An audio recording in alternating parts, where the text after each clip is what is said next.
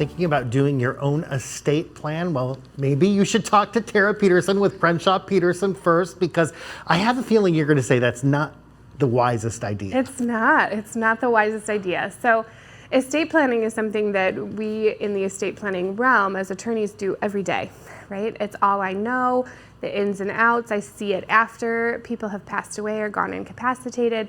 So we know those questions to ask, those details to dig into in a person's life to make sure that their estate plan is tailored to them and works for them. When you do it yourself, it's very unforgiving. And so if something isn't done correctly, it's not signed the right way, it's not witnessed the right way, it's not set out with the right information.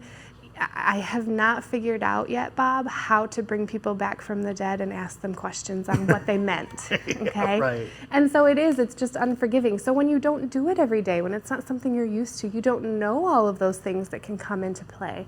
It's gonna ultimately lead to different issues. But what about those documents that you can download from the internet and, you know, they're there? They're there. They are there. They are often advertised as sort of targeting your state, whatever state you're in. And unfortunately, it's not accurate. So it isn't always tailored to Michigan law and doesn't always meet the standards that we have here. And again, you know, you're not getting something tailored to you. You're just getting a blanket template.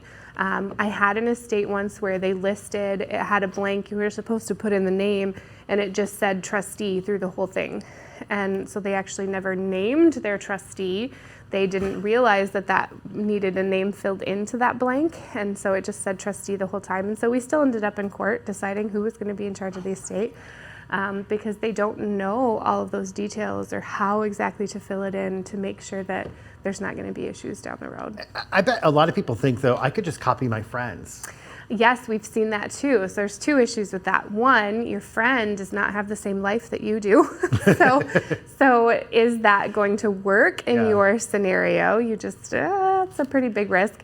And two, generally speaking, there's copyright infringement from different offices. So if you get a document from me and your friend copies it, that's a copyright infringement on my documents. And that can lead to some legal issues that you may not want to be facing. Just avoid all that mess, right? Just avoid all that mess. Just plan, yes. Get it all together. And it really, you know, people are always trying to save a buck, and I totally understand that, but you want to make sure you're doing it the right way. CrenshawPeterson.com, 347-2100. Thank you. Thank you.